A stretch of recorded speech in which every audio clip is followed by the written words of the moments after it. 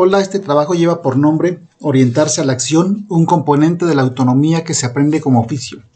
Lo presenta Ricardo Torres Cantú, estudiante de la Universidad Popular Autónoma de Veracruz y también trabajador en servicios educativos integrados al Estado de México.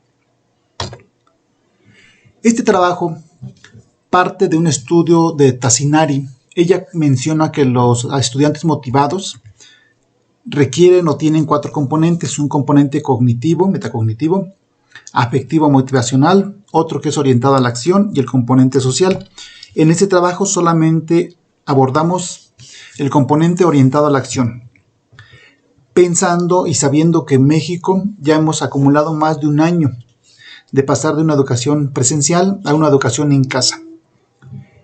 Este trabajo afirma que las acciones, las prácticas, los hábitos y los esquemas de acción son necesarios para ser autónomos en el aprendizaje y que pueden aprenderse esas prácticas, esos hábitos, como esquemas de acción guiados por un buen maestro.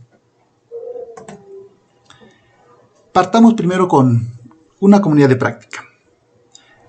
Wegner y Leib indican que todos nosotros, todas las personas, estamos incorporados en una comunidad de práctica, es decir, un grupo en el que aprendemos cómo hacer las cosas, incluso los esquemas de acción. Coincide esta afirmación con la propuesta de Bourdieu. Él dice que una comunidad, un sistema cultural, otorga valores, normas que el sujeto asume y que lo refleja en sus acciones.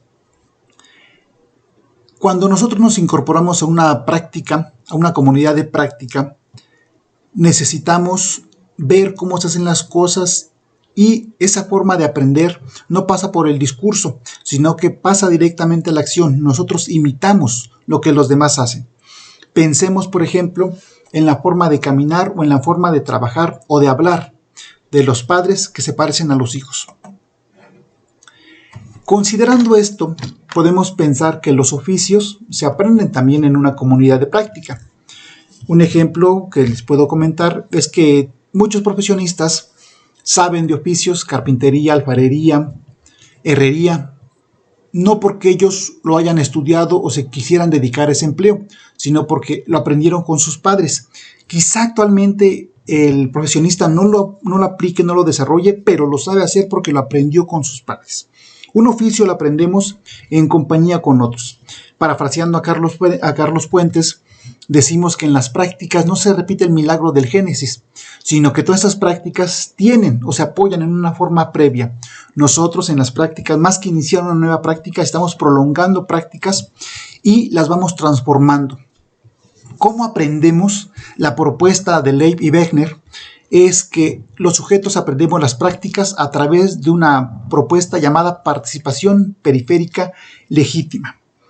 Los oficios se aprenden observando, siguiendo un buen maestro, siguiendo a alguien que lo hace bien y nosotros lo aprendemos. Pero la voluntad de aprender está también en el sujeto, porque tiene que repetir acciones. Es un esfuerzo en el que nosotros tenemos que poner de nuestra parte para ir aprendiendo. Bueno, entonces estamos diciendo que todos nos incorporamos a una comunidad de práctica y que las personas que aprenden un oficio lo aprenden también, o puede saberse que lo aprenden en una comunidad de práctica. Algo interesante es si las acciones de un estudiante pueden considerarse como un oficio. Ojo, pensemos en las acciones que realiza un buen estudiante o que realiza un estudiante destacado, un estudiante que va saliendo adelante. No pensemos en el aprendizaje disciplinar, pensemos en las acciones que a ellos los llevan a abordar un texto. ¿Cómo abordan un texto? Su puntualidad, su organización, sus esquemas, sus prácticas, sus hábitos. ¿Cuáles son aquellos que caracterizan a un buen estudiante? Este trabajo propone que el oficio de estudiante también se aprende en una comunidad de práctica. Algo que ocurrió y que nos dimos cuenta en este tiempo de pandemia es que podemos pasar nosotros de una comunidad de práctica, que era la comunidad de práctica presencial, a una comunidad de práctica en línea o a distancia. Y los requisitos que se tenían para ser un buen estudiante presencial no eran los mismos para un buen estudiante a distancia. Tenemos casos de excelentes estudiantes en el ámbito presencial, pero que en el ámbito a distancia no les fue tan bien. Vamos a considerar 3 ejemplos.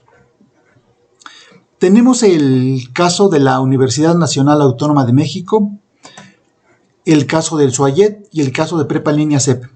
Estos 3 sistemas educativos requieren obligadamente que el estudiante apruebe un propedéutico.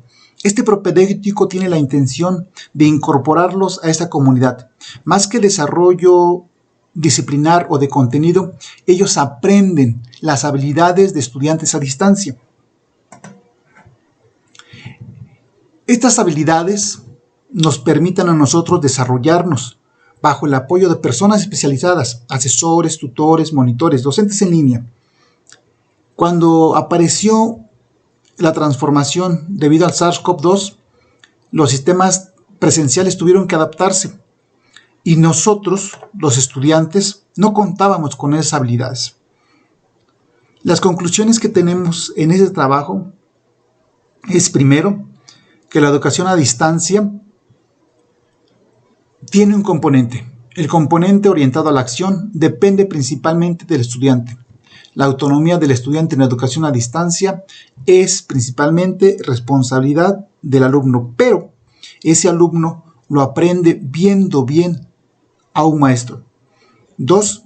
La comunidad escolar desarrolla en sus integrantes un sistema de valores, de acciones, de prácticas y de rutinas que los docentes primero lo hemos de exigir, porque el estudiante lo siente como arbitrario, como ajeno, pero que después se vuelve recurrente y llega a su esquema de acción y lo realiza de forma natural. La respuesta a la repetición y a la continuidad siempre va a ser una regularidad, algo que conocemos como disciplina, pero entendido disciplina no como portarnos bien o cumplir las normas, no, sino como una constancia para un logro adecuado. Pongamos, por ejemplo, el caso de los deportistas. Son disciplinados. Los roles establecidos en la educación presencial deben cambiar para poder adaptarnos a una modalidad híbrida o a distancia. Una comunidad de práctica en educación a distancia debe dar resultados cuando hay un compromiso mutuo, cuando hay un proyecto conjunto y hay un repertorio de formas de hacer las cosas. Y en cada institución se ha de valorar de forma muy sincera nuestros indicadores de desempeño para ver qué hemos hecho y qué necesitamos hacer de forma diferente, porque para tener resultados distintos hay que hacer las cosas de otra manera.